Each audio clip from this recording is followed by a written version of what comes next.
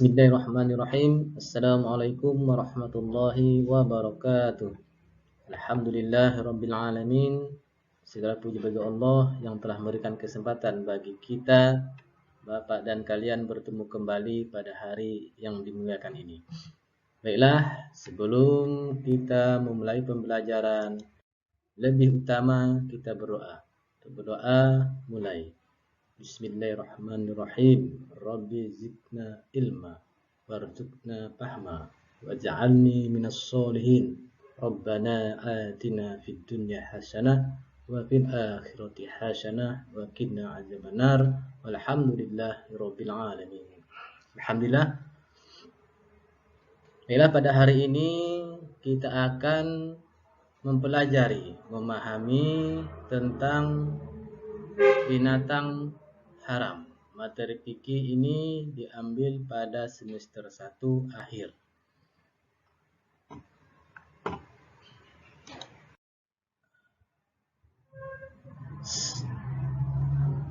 Alhamdulillah, pengertian binatang haram biasa didengar di masyarakat kita. Tapi di sini Bapak akan menjelaskan apa sih binatang haram menurut pengertian Al-Quran dan hadis dan jenis-jenisnya. Ayo kita lihat kembali. Sebelumnya Bapak akan menjelaskan untuk apa pembelajaran ini dilakukan, dengan tujuan pembelajaran agar siswa kalian itu sendiri bisa mengerti. Yang pertama, diharapkan siswa mengerti, memahami pengertian binatang haram. Yang keduanya, siswa dapat menyebutkan jenis-jenis binatang haram. Selanjutnya, siswa dapat menyebutkan dalil tentang binatang haram. Minimal bisa menyebutkan surahnya apa dan ayatnya berapa. Lanjut, yang terakhir, siswa membiasakan menghindari mengkonsumsi binatang haram. Ini adalah yang terpenting dari tujuan pembelajaran hari ini. Diusahakan di kehidupan kita menghindari untuk mengkonsumsi binatang haram. Oke, kita lanjutkan. Ini salah satu contoh dari jenis-jenis binatang haram yang tidak boleh dikonsumsi oleh kita umat Islam. Lihat anak-anak, gambarnya di sini ada kucing, anjing, singa, babi, dan jenis burung yaitu burung elang dan sebagainya. Oke, kita lanjutkan kembali. Dari awal kita menyebutkan tentang binatang haram.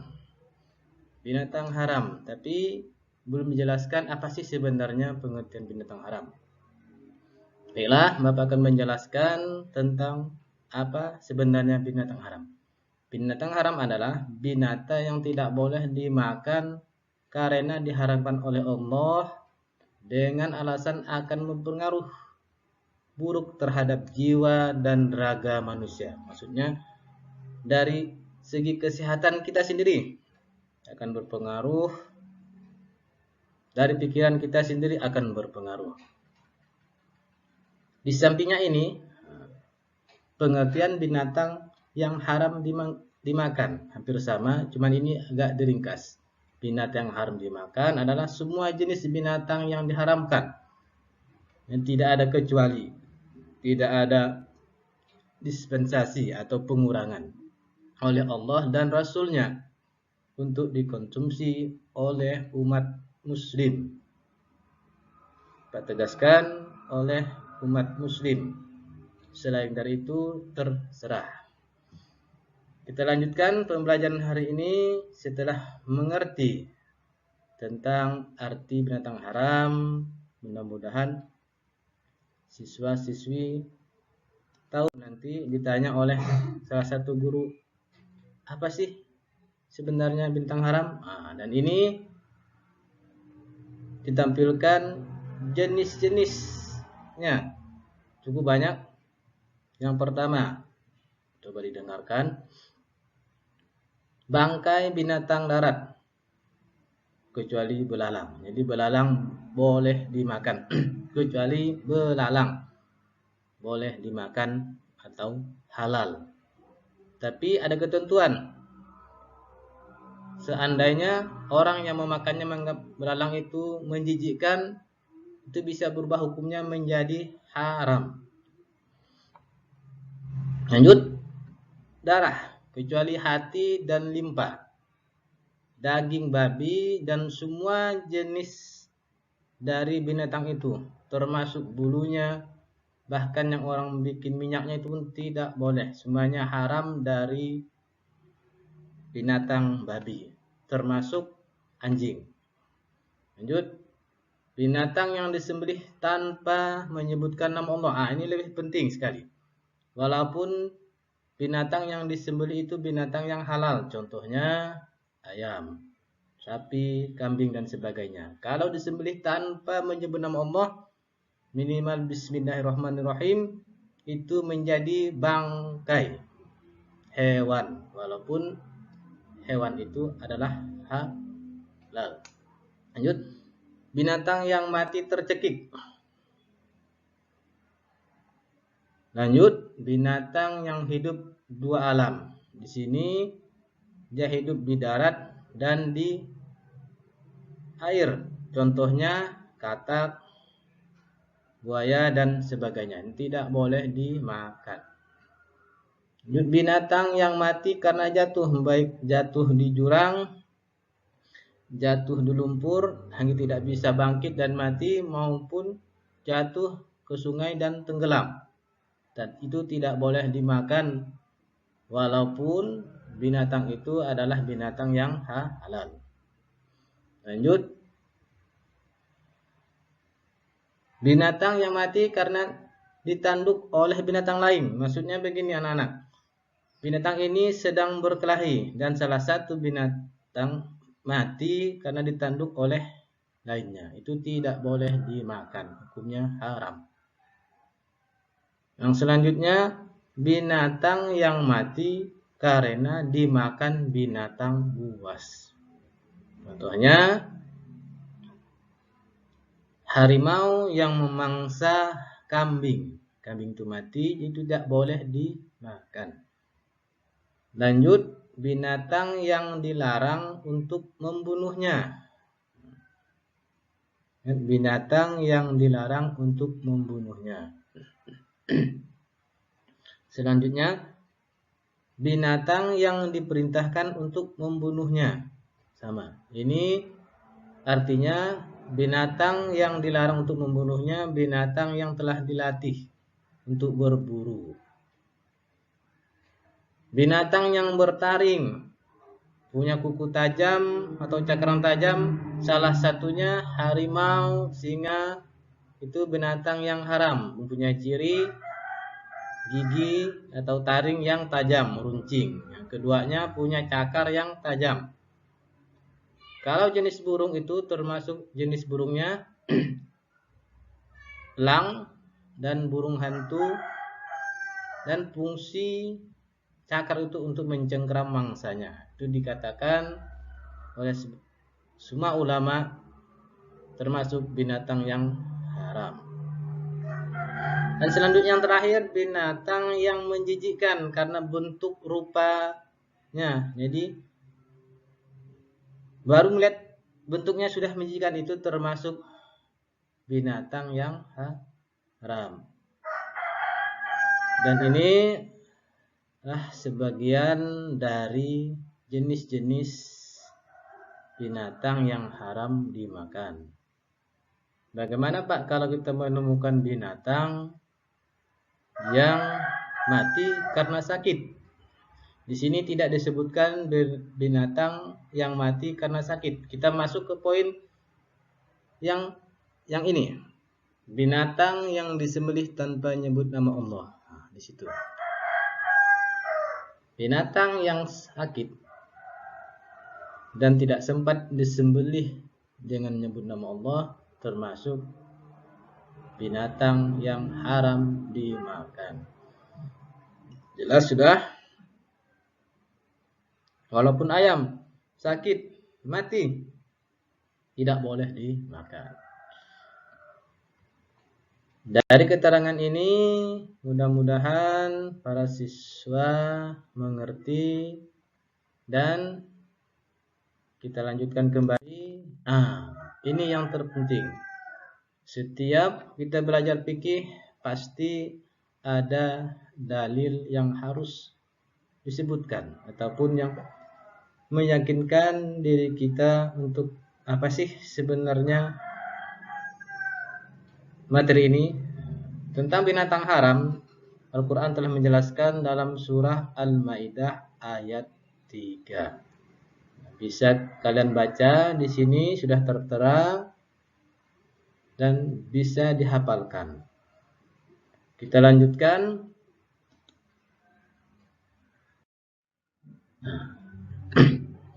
Bagaimana Pak kalau seandainya ataupun trik untuk menghindari? Di sini Bapak jelaskan supaya kita tidak terpengaruh ataupun terperangkap memakan binatang yang haram. Pertama, diseleksi, dipilih-pilih saat membeli, saat melihat bentuk dan apakah binatang disembelih telah menyebut nama Allah. Dalam hal ini Bapak anjurkan untuk memilih, contohnya ayam kita motong sendiri. Kita membacakannya itu lebih aman. Tetapi kalau kita yakin bahwa si penjual telah memotong dengan membacakan bismillah dan sebagainya, tidak apa-apa. Lanjut, waspada terhadap makanan yang bersumber dari binatang. Ini kita mewaspadai terhadap sumber makanan, waspada terhadap makanan yang bersumber dari binatang. Dan yang terpenting sekali mencari informasi baik di buku, surat kabar, majalah maupun internet. Kan sekarang kan dari siswa kelas 1 sampai kelas 6 sudah terbiasa dengan HP dan mungkin sudah ahli menggunakan internet. Jadi boleh di browsing atau boleh dicari tentang ciri-ciri binatang yang haram dimakan. Mengapa kita harus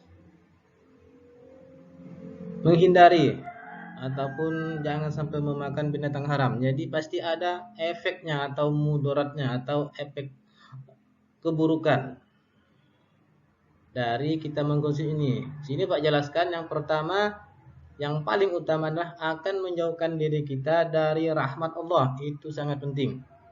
Seandainya kita banyak memakan makanan haram, otomatis rahmat Allah akan menjauh. Doa kita sulit untuk dikabulkan dan dalam setiap kehidupan kita sulit untuk berpikir dengan jernih. Lebih cenderung melakukan hal-hal yang negatif dan mudah terserang penyakit. Bapak contohkan, dalam daging babi terdapat cacing pita. Walaupun kita masak dengan sekian ratus derajat itu sangat sulit untuk mati. Kita makan, akhirnya cacing pita itu berada di dalam perut kita. Itu sangat membahayakan. Masih banyak contoh-contoh yang lain. Intinya adalah efek buruk dari mengkonsumsi binatang haram itu akan mudah terserang penyakit yang berbahaya. Dilarang juga menggunakan obat dari hewan yang haram. Ini biasa terjadi saat seseorang berobat, mohon maaf, biasanya ke sinsang ataupun pengobatan Cina, dia menggunakan binatang yang haram, contohnya babi, minyaknya. Jadi intinya tidak boleh sama sekali walaupun sedikit kita menggunakan barang-barang atau jenis obat dari binatang yang haram. Ingatkan kata Bapak, tidak boleh walaupun sedikit. Bagaimana Pak kalau kita tidak tahu? Nah, itu lain permasalahannya. Jadi kalau kita sudah tahu obat itu dari sumbernya yang haram, ditinggalkan. Ya, anak-anak, apabila di dalam tubuh kita ada unsur-unsur binatang haram, ada yang haram, sangat sulit. Pertama, berdoa, doa kita itu sulit untuk dikabulkan. Sulit untuk menghafal, selalu berpikiran yang negatif, dan yang paling penting jauh sekali dari Allah. Ingatkan para siswa, pelajaran ini sangat penting karena mudah-mudahan sesuai dengan tujuan pembelajaran kalian bisa mengerti tentang binatang haram, bisa memahami, memilih jenis-jenis binatang haram yang tidak boleh dimakan, dan menghindari, sekali lagi menghindari untuk kita memakan binatang haram. Alhamdulillah, mudah-mudahan dengan penjelasan singkat ini Bapak harapkan para siswa bisa mengerti tentang binatang haram. Baiklah, terima kasih kepada siswa sekalian, dan alhamdulillah pada hari ini kita dapat menyelesaikan materi tentang binatang haram.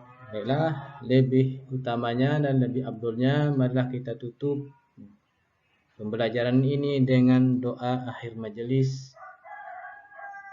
Bismillahirrahmanirrahim. Subhanakallahumma wa bihamdika asyhadu an la ilaha illa anta astaghfiruka wa atubu ilaik.